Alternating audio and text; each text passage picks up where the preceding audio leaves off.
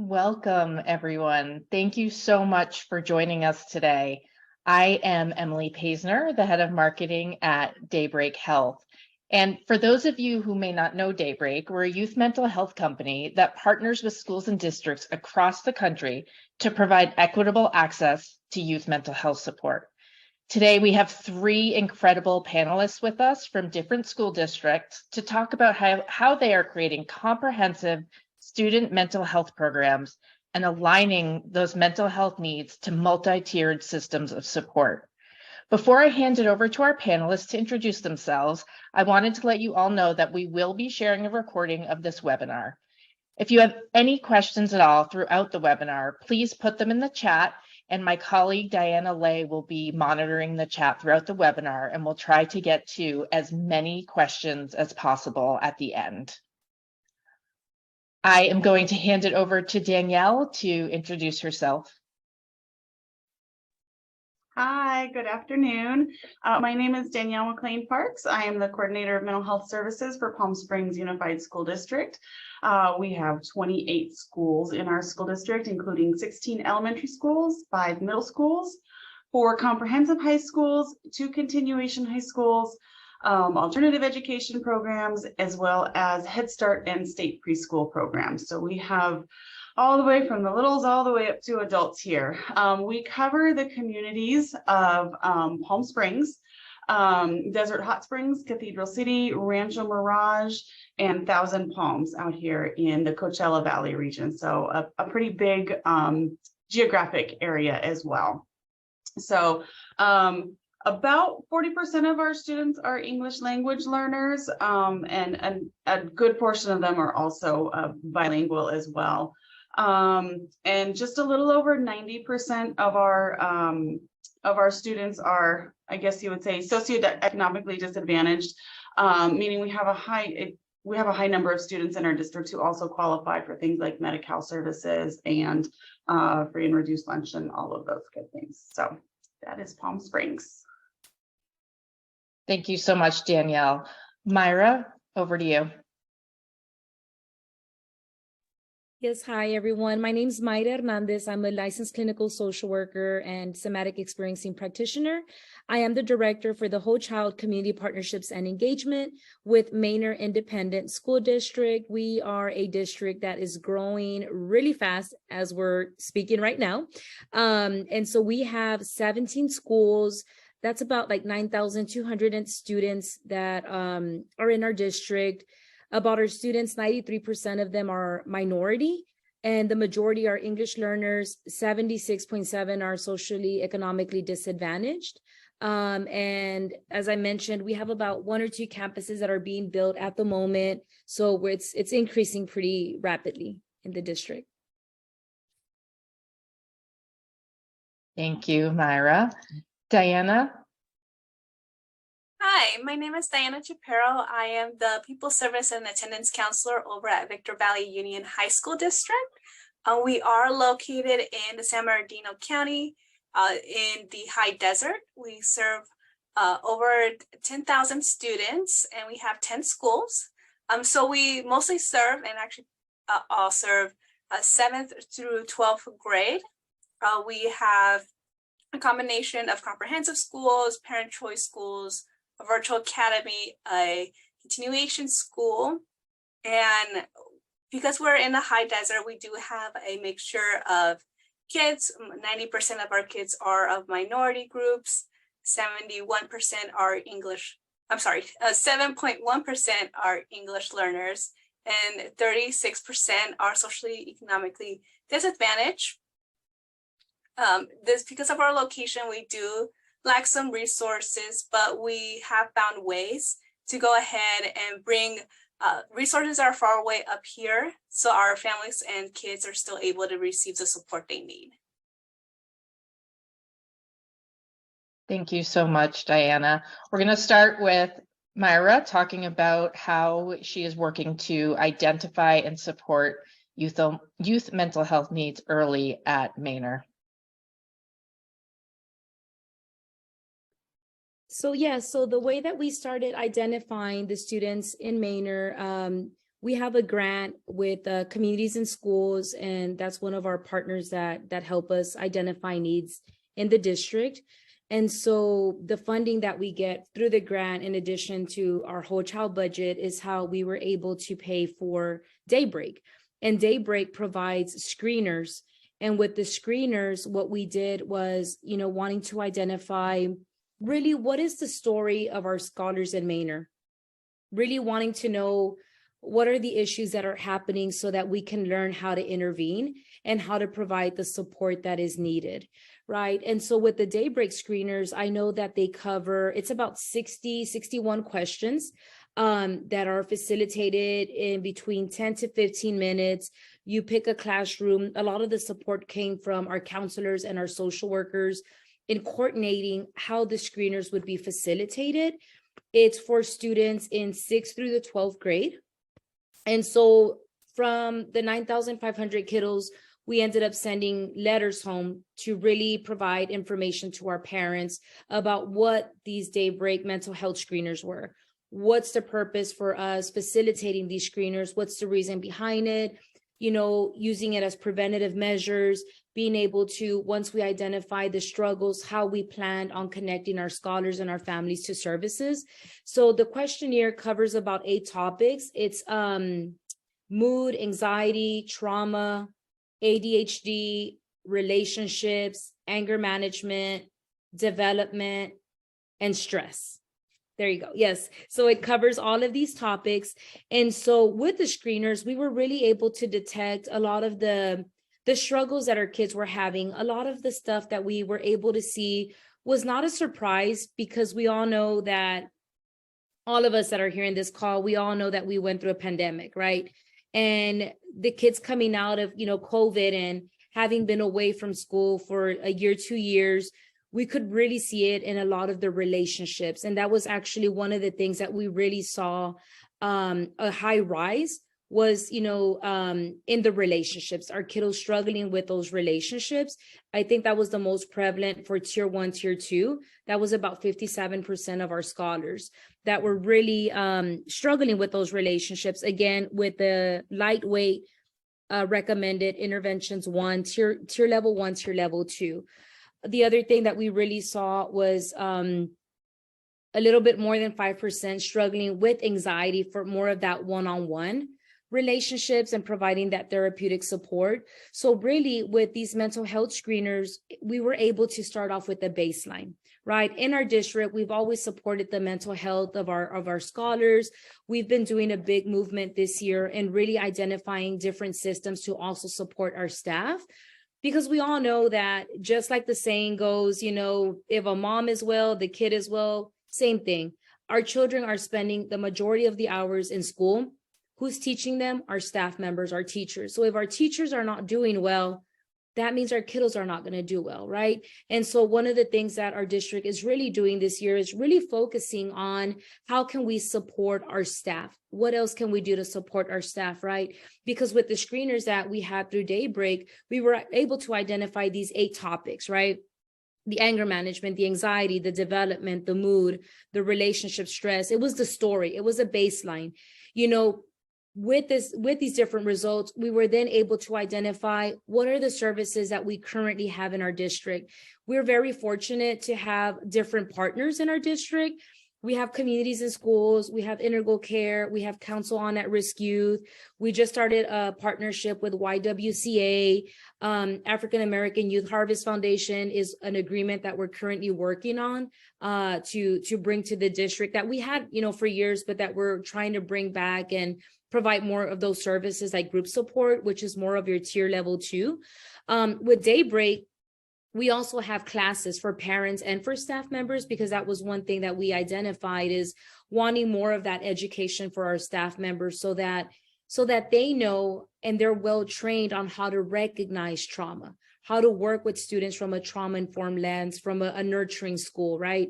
And so the screeners were just able to help us really identify our interventions and the tools that we want to use. Right now, what we're working on is really trying to identify and strengthen the system so that we have strong identified tier level 1, tier level 2, tier level 3. And I really do feel that having had this partnership with Daybreak really helped us kind of kick it off and identifying these are the needs for our population in Manor. The next step is making sure that we facilitate, a climate survey of our community and of our staff members, right? So that we start off, this is one of those things that you really want to make sure that you take your time and that you're strategic with it. So we started off with our students. The next thing would be starting, with our staff, with our community, identifying some strong systems. So really taking your time with this and making sure that it's a system that works for your community, for your scholars and your families.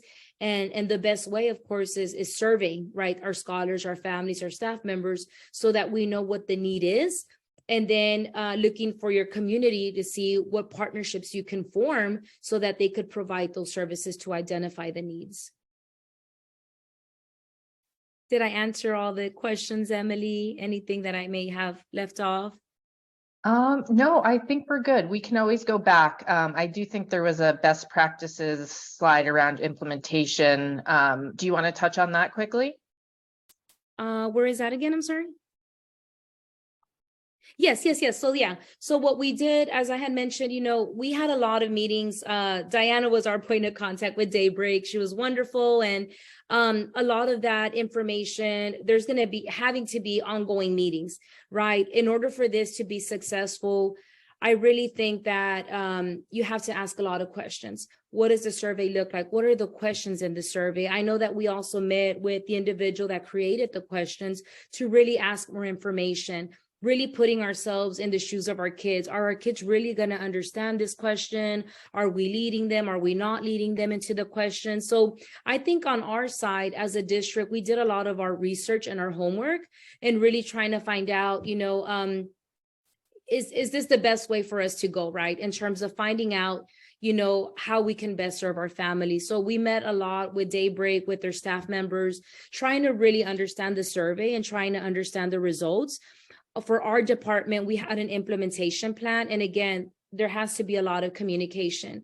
We had an implementation plan where we knew exactly from this week to this week, we need to start informing our school staff about the screener. Let's send them links. Let's send them copies of the letter, anywhere where we can send out the communication so that they really understand what is it that we're asking for. If you don't have your superintendent buy-in, your administrators buy-in, this is not going to work. So that's the main thing, right? Making sure you have buy-in from your campus, but then also one of the things that I had my social workers do and my social workers with the counselors is for those parents that didn't turn in letters, hey, let's give our parents a personal call. Thinking about customer service, right? Call your parent. Don't just send them a letter. Hey, especially a lot of our parents, the majority of our population is our minority parents, giving them a call, right? And explaining to them, hey, this is what the survey is about. This is a tool that's going to help us help your child, right? It's not something that's going to hurt them. This is how it's going to help. We're going to identify what struggles your children is having, your child is having, right? Because a lot of times, our kids don't let they don't come to you and say, hey, mom, I'm struggling with this. They go find a peer or they, start telling others, right? So really sitting with the parent, giving them a call, making it personal, explaining to them, are there any questions that you have about the survey? Are there any concerns? And if the parent says, no, I just really don't want them to take it, well, then you're not going to try to convince them, right? But at least you did your part in educating the parent. This is what the survey is about. This is how we plan on using it. This is how we plan on supporting you and your child. One of the things that, I really loved about Daybreak is that once we identified the different interventions, and again, we had our timeline of when we were going to execute the survey, when we were going to get the results, in a few weeks, Daybreak's going to come out and present the results to our cabinet and also our principals meeting, right? Because again, you really need your board members, you need your superintendent, your cabinet members, you need all of them on board in order for this to be successful. And I think also in order for the district to be able to help with the budgeting source, right, on how to continue paying for these services, right? For the interventions, one of the things that we did was for the tier 3, which is the one-on-one therapy, we were able to get 6 6 sessions, therapeutic sessions, right, for students to be able to select their own therapist. So that's one of the things that I love. As adults, when you're in need of therapy, you shop for a therapist. No, this isn't going to work. No, I'd rather have a bilingual therapist. I'd rather this person be a female. I'd rather it be somebody with a social work background, you know, and I'm speaking for myself when I'm shopping for my therapist, giving our kids the same opportunity because they're going to grow. So really helping them advocate for what their need is, helping the parent advocate. I think one of the most important things too is having your staff well trained. And I can't say enough about our social workers. They are amazing. And, you know, they're very compassionate. They're very connected with our parents, with their families, calling them, checking in. If they missed their appointment, is there anything that I can help you with? How can I get you back connected? That communication is instrumental, both with the parent and with the scholar. And so then right now we have gotten to the point where we've gotten all of our 6 kids connected. Another thing with Daybreak is they're really good at communicating to you like, hey, this scholar missed their session. Do you want to try calling them, or should we call them again? Or should we identify another kid? It's 12 weeks that they get this one-on-one intervention, which is mostly cognitive behavioral therapy. They get to select their therapist. And the really cool thing is it's a virtual therapy, you know, what works for the parent. And I think part of your district could be, who do you reserve these 6 spots for, right? For us, it's going to be those kids that are in that intermediate, not high risk, not high levels of trauma, but more of that intermediate. Maybe it's kids that don't have their own transportation, families that don't have transportation, families that may need a weekend appointment, an evening appointment, and maybe CIS is not, you know, it just, they're closed, or integral care is not able to give them that appointment. That's where we reserve as a district those 6 spots. And then right now, like I said, we've completed our 6 spots. We're trying to identify 2 if those kiddos don't work. But again, the communication is one of the biggest things in order for this to really work. That's a perfect segue to Diana's piece, because she's going to talk about the importance of engaging families and staff in, you know, really creating an ecosystem of care for kids. Thank you. And I definitely want to thank Myra, what you said earlier of the mom being well, the kid will be well. I think that's a great summary for what our district has done. So at Victor Valley Union High School District, we have a really strong vision in ensuring that our kids are supported, but not only just our kids, it's the family, the people around that kid. And we noticed that when we talk to our kids and we do surveys, one of their biggest concerns is surrounding their mental health. A lot of our kids suffer with anxiety, with depression, with grief. And one of the reoccurring issues that often gets brought up is, how do I talk to my parents about these issues? They don't get it. There's a language barrier, there's a cultural barrier, there's so many things going on there. Hearing their cry with that regard, and when we come to talk to our families, we hear something similar, that they don't understand mental health. They want to help their kid, but they don't know how. You know, what the kids are going through is very different from what they live. So we take all these things and we really come to see how we can support our kids on campus. And there were 3 goals that we had set in mind to do. One was to create a wellness program and provide behavioral health support to our kids that do touch on these topics. And we have licensed mental health clinicians who meet with our kids one-on-one, in groups, in workshops. They do school-wide activities to address all of these mental health concerns that our kids have. So we also thought, like, okay, we know there's stigma around mental health. How do we address that? Well, at that point, we partnered with Daybreak and brought in our family engagement liaisons and our mental health clinicians to work together to educate our families and provide them that support so they can talk to their kids about mental health and support them in a way that is positive. So there are a variety of courses we decided to go ahead and do. And a lot of these courses were based on the seasons we were in. So for example, at the beginning of the school year, we decided to go ahead and start off with youth suicide prevention. In the fall, that's when our kids are learning about that. That's when our mental health clinicians, our counselors, they're talking to their kids and letting them know about the suicide hotline, signs, how they could support themselves, others, who they could go ahead and reach out to. So similar, we wanted the families to know that information as well. Right before our winter break, we talked about grief and loss with our families. And that was because we know around that season, that's when our families and our kids really feel those heavy emotions of loss, of not having a person around them that isn't here anymore. Maybe there's a divorce going on and the kid is feeling that separation, or just a lot of it, we have a lot of strong homeless population. So some of our kids may had Christmas last year and this year they're not having anything because of something that happened in their lives. So we wanted to address those topics with our families, and other topics were just decided based on the needs of the kids and the families directly. So as mentioned before, we decided to do one on communications with your child because that was a very broad issue that we knew many families could go ahead and benefit from. And same thing with anxiety and substance use. Those were topics that were one of our most concerning, and we knew our families can go ahead and benefit from learning about them. Now, we did offer all of our sessions, a majority of our sessions in English and Spanish. Because of our location and our demographics, we knew that we wanted to reach as many people as possible. So we wanted to make sure we gave our Spanish-speaking community a chance to learn about these topics. And likewise, we wanted our staff members to be help them build their capacity in helping our kids with mental health. So at the beginning of the school year, we did a powerful student relationship workshop. And we did that virtually because we know a lot of our staff members may not be able to come directly from their classroom to our family engagement liaisons room from their spot, wherever they may be. They're able to go ahead and tune in and learn a lot about these topics.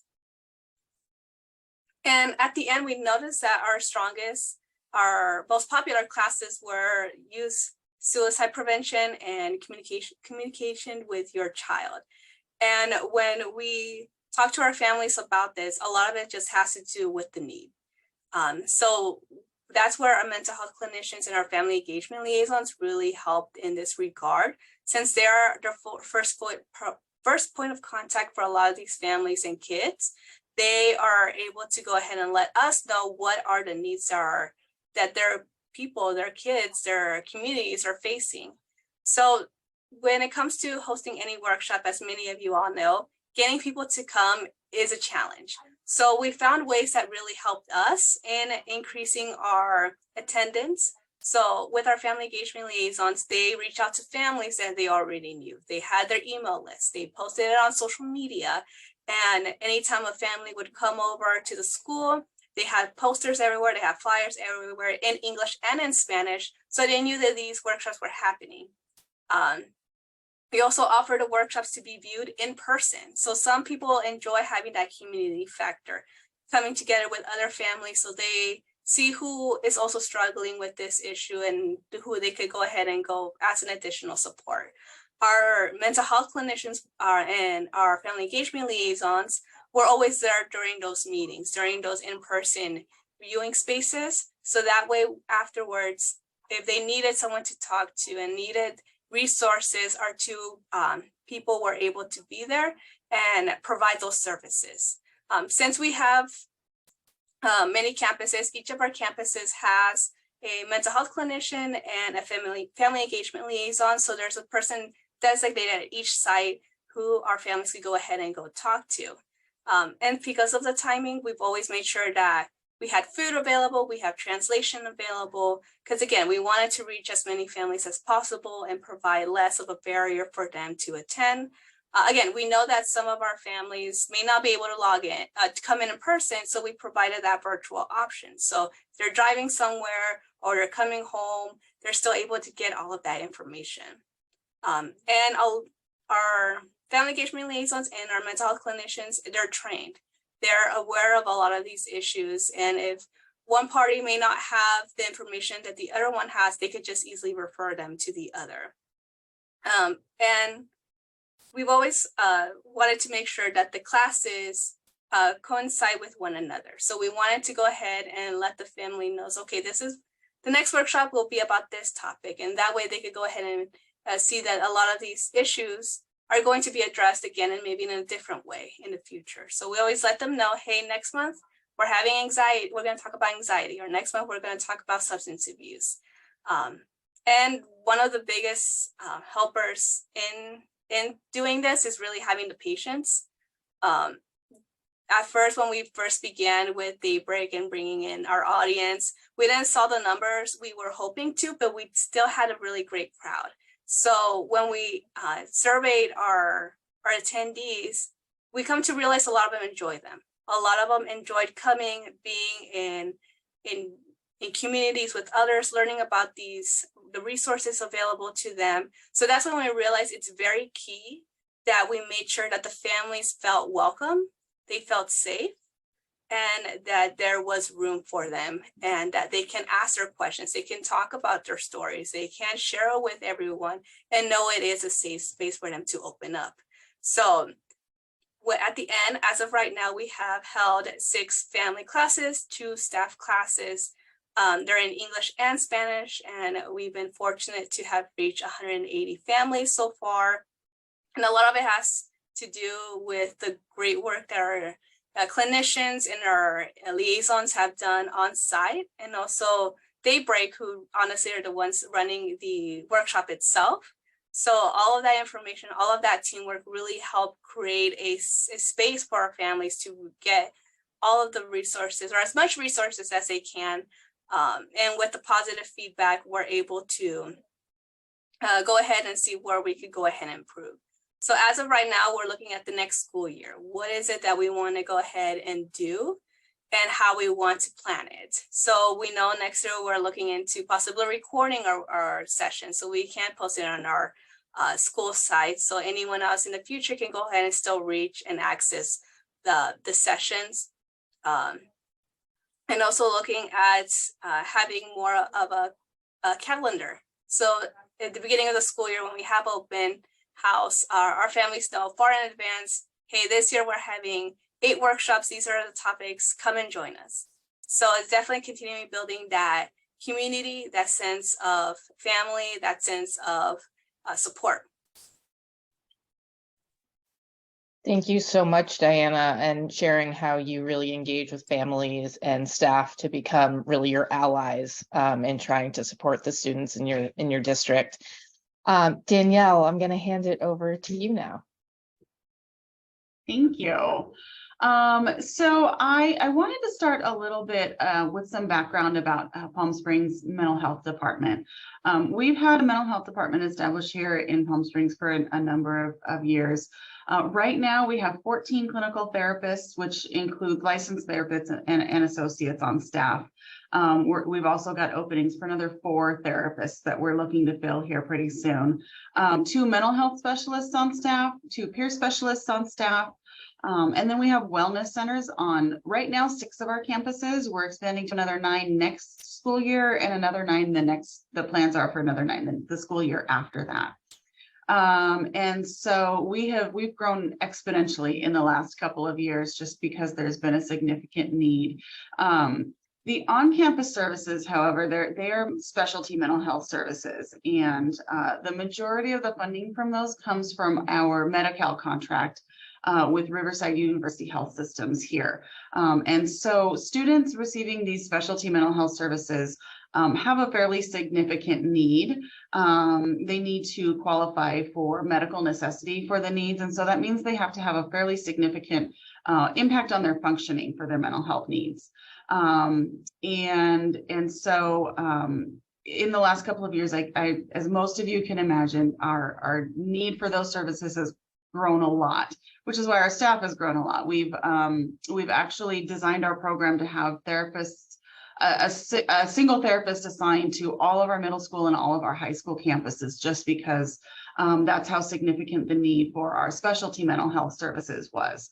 And so all of our caseloads have been significantly impacted. But what the other dilemma that this created was that there was some equity and access issues, I guess you could say, for those students who may not have those mental health issues that are significantly impacting their day-to-day functioning, but still have an impact on their ability to learn. And so because our team is at capacity, and because we're continuing to see a lot of needs, and a lot of our community partners were full too. I don't know if anybody has tried to find a therapist for for an adolescent or a child recently, but all of our private practices and community providers are full too right now. And but we still saw a lot of issues, and our counselors still saw a lot of issues that were impacting a student's ability to learn. And we needed a resource to be able to serve those students who might not have a significant need but still have a need. So if we're looking at those tier 1, 2, 3 services, our specialty mental health students would be the top of that tier 3, right? They have a significant need for mental health services, for support services, for case management, those kinds of things. But we also have our students who are in the mild to moderate range, who have symptoms that we're observing on campus and that the students need. And so that's where our telehealth component comes in. Because it was able to relieve some of our in-person caseloads, and it also increased access for our students. Again, our on-campus services, our specialty mental health services are mostly Medi-Cal. And so we wanted to ensure that students who either didn't have Medi-Cal, had other insurances, had no insurance, had access to similar kinds of services. And so we have partnered with Daybreak to provide those telehealth services to our students in middle school and high school. And so that has increased our access for our students, both in our specialty mental health services and with our more mild to moderate range of needs. They have quick access to services when a counselor is able to make that referral and do a warm handoff with the Daybreak therapist that they've been assigned, typically within about 5 days from referral to having that first appointment.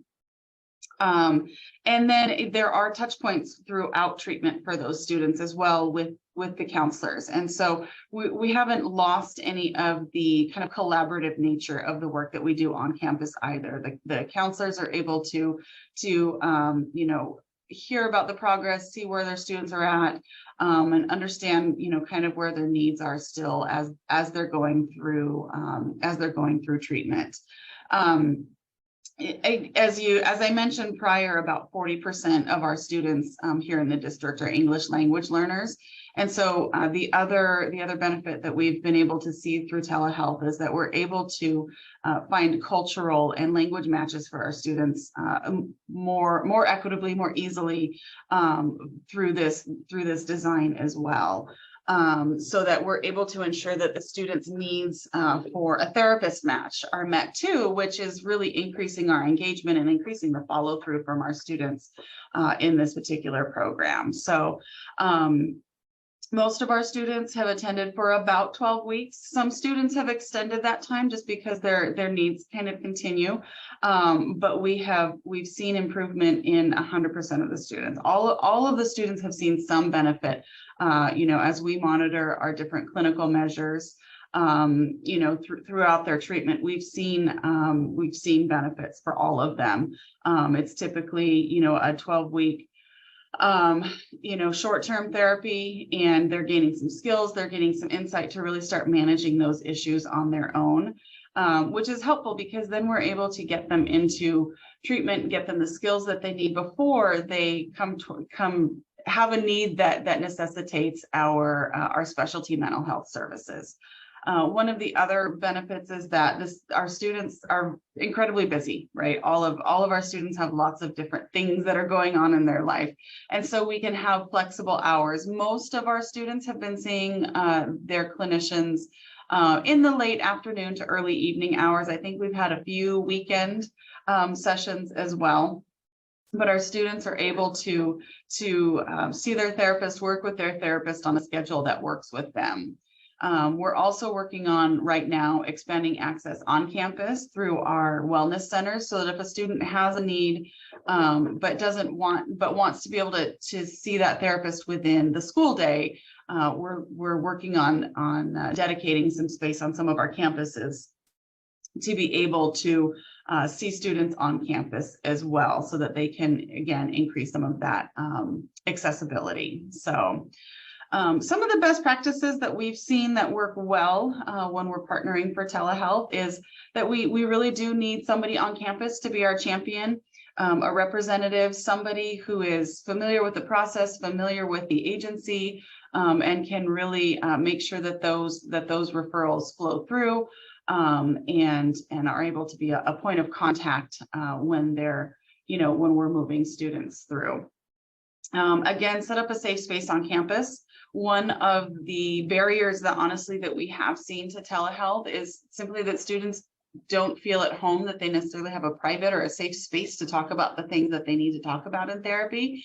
And so we're working on ensuring that they do have space on campus for that, so that they can address the needs that they need to address without feeling like they don't have the right kind of confidentiality or privacy that they need. So one of the other things that we've done is we really communicate a lot with the school teams.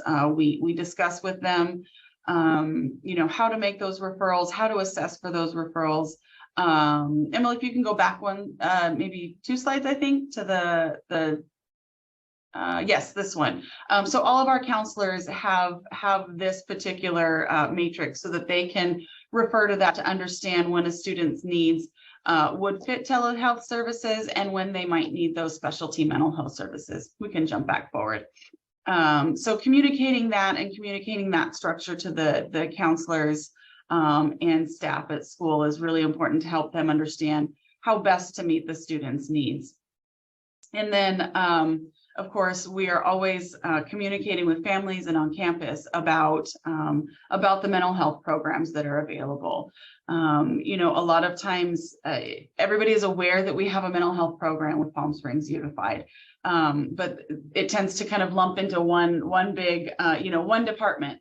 And so it's really important to continue communicating with them about what kinds of different services we have for different needs.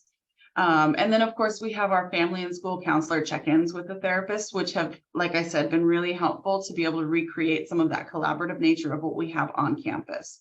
It's not just a handoff and then, you're in therapy and move on. It really is a holistic kind of service that we're able to provide so that everybody is on the same page for what the students' needs are and what we observe in different settings, and everybody's really able to come together and team for our students. Even if it is a telehealth service, we're still able to make sure that everybody's on the same page for our students as well. Danielle, thank you so much. If anyone has questions for any of our panelists, please feel free to enter them into the chat. Danielle, you actually covered several questions that came in while you were talking around how counselors identify which students would be a good fit, when students are having these sessions, and how you manage those logistics on campus. So those are 3 questions that came in. So thank you very much for answering those. Diana, we did get a question around how do you build buy-in for your staff classes? So one of the ways is that we definitely get our teachers' unions involved, letting them know that these professional development opportunities are available to them. We also provide them in the afternoon, so that way once they're done with their classes and they're able to go ahead and log in. I'll be honest, getting a large number of attendees for our staff has been a struggle for us. So we are looking at other ways on how we can increase the buy-in. So right now we are looking into meeting with the principals and assistant principals, letting them know that these opportunities are available to them and how these workshops can really help their staff and their school climate culture in a positive way. That's really helpful. Question for Myra. How often are you screening your students? And Once you get that data back, how do you answer any concerns that any other district stakeholders might have about not being able to handle all of the needs that are uncovered by the screener? Yeah, so right now we've only done the screener ones. That was around October or November. One of the things that we did talk about was the importance of having that post survey to see, with the same kiddos, how the information has changed. Right now we are on part one. The second question, definitely, I'm not gonna lie, the first time we got the results back, it was like on a Friday the 13th. And of course, that's when we're getting all the results, and we're freaking out because I think it was gonna be one of our breaks, and it was the first time that we decided to implement something like this. And so, of course, we get back about 61% of our scholars completed the mental health screener. That's about 2,442 of them in grades 6 through 12. So then we get all the results, and it was overwhelming. It was very overwhelming. I think, that first day when I went home, like my heart was racing. I think I needed to schedule my own therapy session where I was like, oh my goodness. And like, what if these kids like end up like, I don't know, I just hurting themselves or hurting others. And what about this question? And what does this question mean? And so I think that's part of that natural process. So in order to avoid that, or for it to not escalate that way, I think really doing your research, really having a plan, an idea on if we're going to be doing this, if you're going to do this, how are we going to implement it? Maybe it's not wise to get the results on a Friday, right? Where, now you're freaking out on what's going to happen with these kiddos Saturday and Sunday, right? So earlier on in the week, getting those results. And then also already having an idea of how are we going to intervene with these kids when we get the results back? So a lot of the results we got, the first, top 5% of kiddos. I think that was one of the things that really helped me and my staff. Again, we staffed a lot with Diana and her team with Daybreak, constantly emailing them. Can we have another meeting? Can we have another meeting? Help us understand this. How do we implement this? Because I think in the beginning, we naturally wanted to jump to, okay, how are we going to serve 2,442 kids when, as one of you mentioned earlier, when you try looking for a therapist, there's a waiting list, right? There's a waiting list. It's so hard to get kids connected to therapy. And so that's when we started thinking, like, how are we going to do this, right? And I think some of the feedback that we got was really looking at it in terms of phases. This year, we are going to be implementing phase one. Phase one would be identifying those top 5% kiddos, right? Those are the kids that we're going to start identifying interventions. So when we got our data back, part of the work that we did was I assigned our social workers to take this data to their SST meetings. Y'all are going to sit in your SST meetings, and y'all are going to go through the list of every single kid, identify what kiddos are already receiving services, because we get it back with student ID. So transferring the student ID to the actual name of the scholar, and then identifying, Mary Anderson. Oh, yes, we've staffed her before. She's with Integral Care. Oh, yes, Oscar is with Communities and Schools. Oh, yes, this kiddo's not receiving anything. He's lightweighted. So, we could hold on that. Let's see how we can intervene there, right? It's going to require a lot of meetings, but then also putting your timeline of when do we need to have this completed, but also knowing that you don't have to, start off by serving all 2,000, 3,000 kiddos, starting with your highest need kiddos first. Even before we got the results, one of the things that I really liked about the Daybreak mental health screener was that the staff was already contacting us when students were answering questions, that were related to self-harm or harm of others.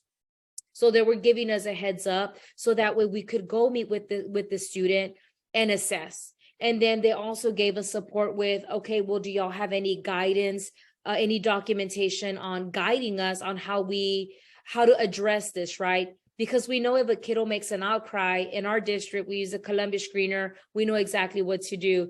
But this is a screener that, that's through Daybreak. how would y'all recommend we address the question that they responded to? And then how did they respond to that question? So they were really good at giving us feedback about the questions and exactly how to address it. Same thing with parents.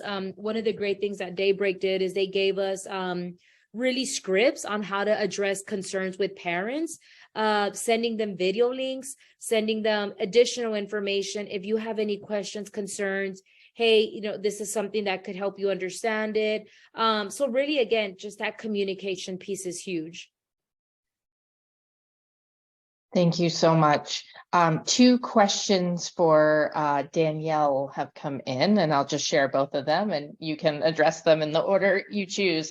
The first was, how do your school counselors feel about referring students to teletherapy? And the second is, how do you identify students that are eligible for Medi-Cal for any school-based services that you offer? Okay, so for the first question, our school counselors are used to referring to our mental health program in general. Where our work came in was helping to educate them about Daybreak services, the benefits of Daybreak services, the benefits of telehealth, but also being able to expand on the types of students that they were referring for mental health services as well. Rather than just the most severe students, they were, we really had to encourage them to identify those ones where they were starting to see some of those symptoms that could use some intervention before it got to a place where the symptoms were severe enough to really impact the day-to-day functioning of our students. And so there was a lot of education. There were a lot of discussions about, again, who was appropriate for telehealth services versus who would be appropriate for on-campus services. And so what we also did too was when they would make a referral that appeared appropriate for telehealth services, for Daybreak services, rather than our on-campus services, because they were just so used to sending us those referrals. A lot of times what we would do is we would loop back with them and discuss with them a little bit more in depth about what that particular student's needs were.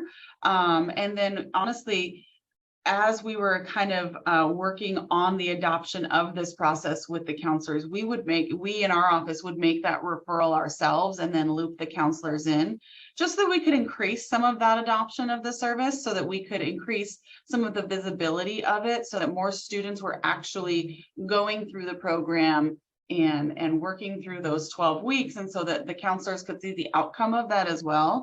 And so that really helped increase the adoption of the use of those particular services.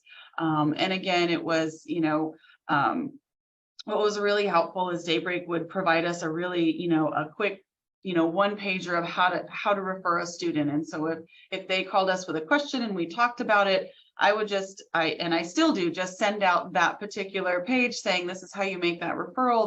These are the next steps, to really help them understand the process from beginning to end, so that as they experience it, they're more likely to come back and make that same referral again. And so we have really seen an increase in the uptake of those services from those counselors.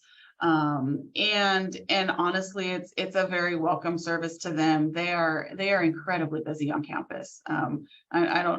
It's amazing that I even get to talk to some of them sometimes. And so having it be an easy process, but also knowing that their students have that access easily without having to jump through a lot of hoops really makes for a service that they're happy to utilize as well.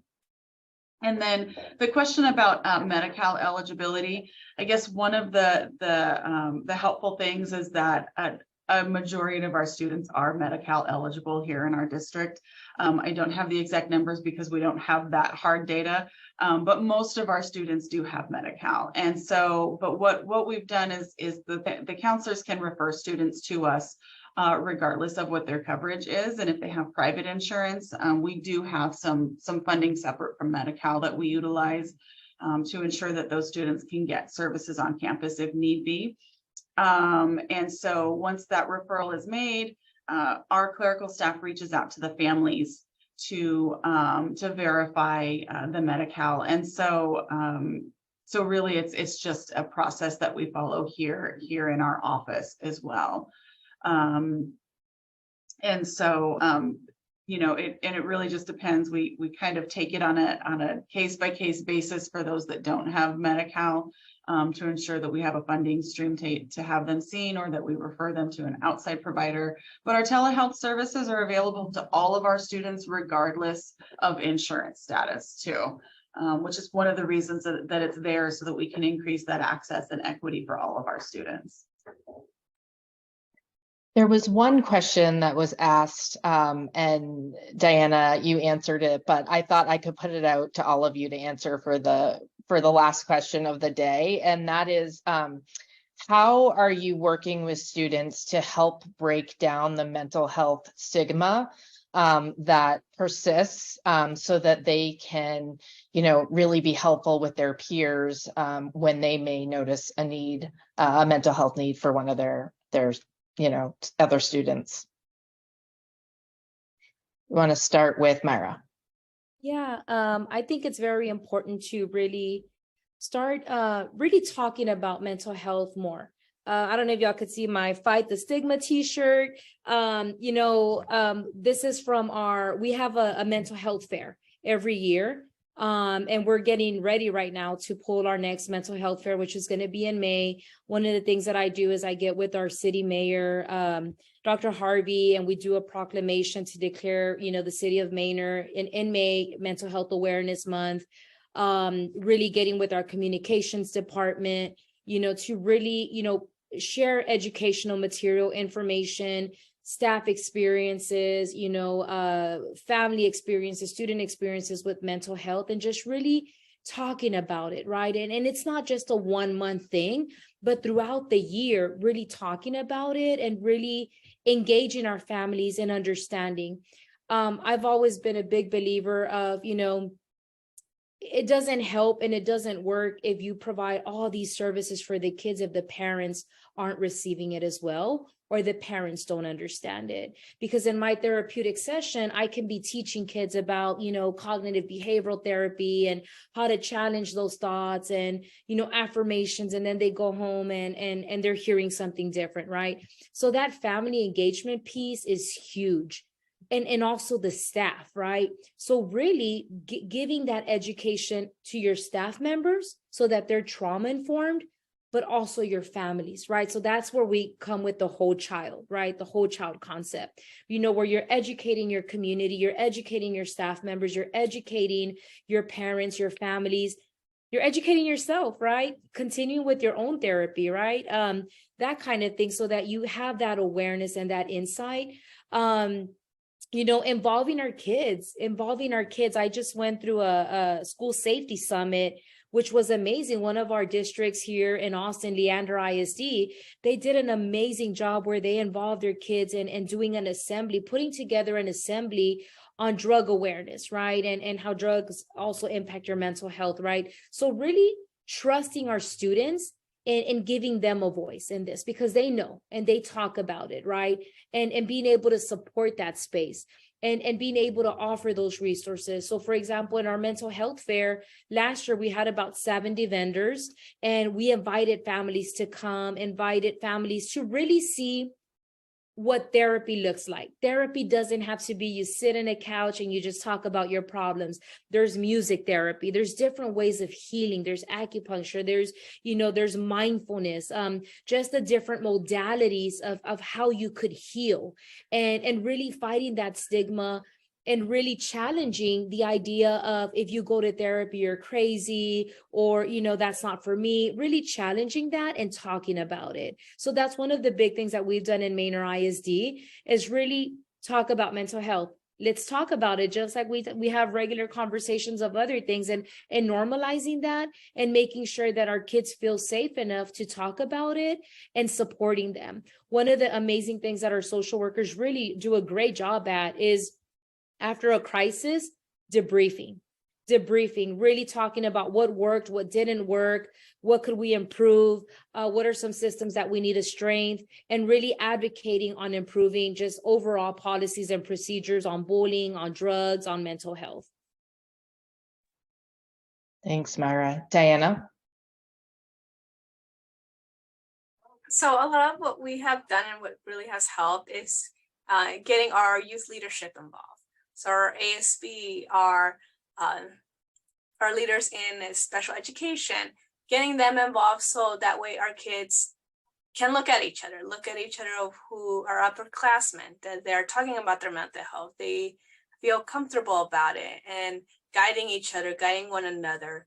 So what our mental health clinicians have done is work closely with our leadership groups, having them help with putting up posters during awareness week. So during Mental Health Awareness Week, our kids are the ones who are creating those posters. They're posting it up around campus. They're at the booths with the clinicians, doing games, encouraging the kids to go ahead and come and look at it. They help with morning announcements. They give mental health facts, strategies. We have a lot of these kids really lead, so that way it feels like they're supporting each other. And it also allows these leaders to also gain skills amongst themselves. Like they now know how to lead a grounding technique. They're able to go ahead and show each other, whether it's on campus or off campus, but we're giving them the tools to teach one another in a safe space. So that's how we have been able to do it. Danielle. You know, I'll echo a little bit of what Myra said. Is I think one of the most important things is just having those conversations and making sure that we're having those conversations in different settings with different, different people, counselors, teachers, parents, students, that everybody's able to talk openly about mental health and what it is. A lot of times we don't use the words mental health because it carries such a weight to it. So we also do a mental health month celebration, and we call it a wellness celebration and some of those kinds of things, so that it makes it a little bit more accessible. So I think are one of the most important things that we utilize, but also making sure that we have multiple settings available for students to pursue whatever their mental health needs are.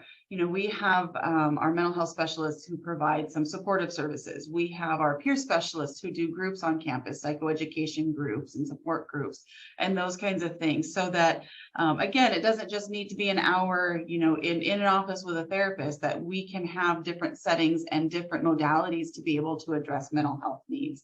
Our wellness centers on campus are really important for kids to be able to learn how to identify their own mental health needs.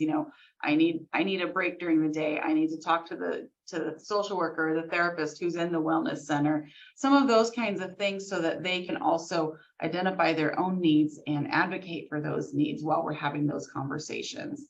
And then again, I think just normalizing utilizing those services. One of the things that I've really appreciated about having an expanded staff and having staff on the campuses is that, one of my therapists is one of our softball coaches at the high school. Another one coaches our esports team, right? They're really integrated into those campuses, and they are another staff member on campus. They're not the therapist that you go see, right? They're somebody that the students are used to seeing throughout their day and used to being able to have a relationship with, just like any other staff member.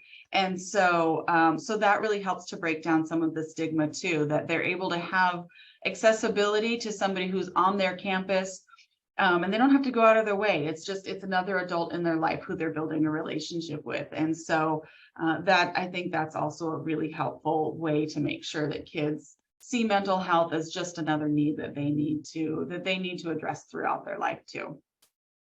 Okay, I promise this is the last question since we only have about a minute.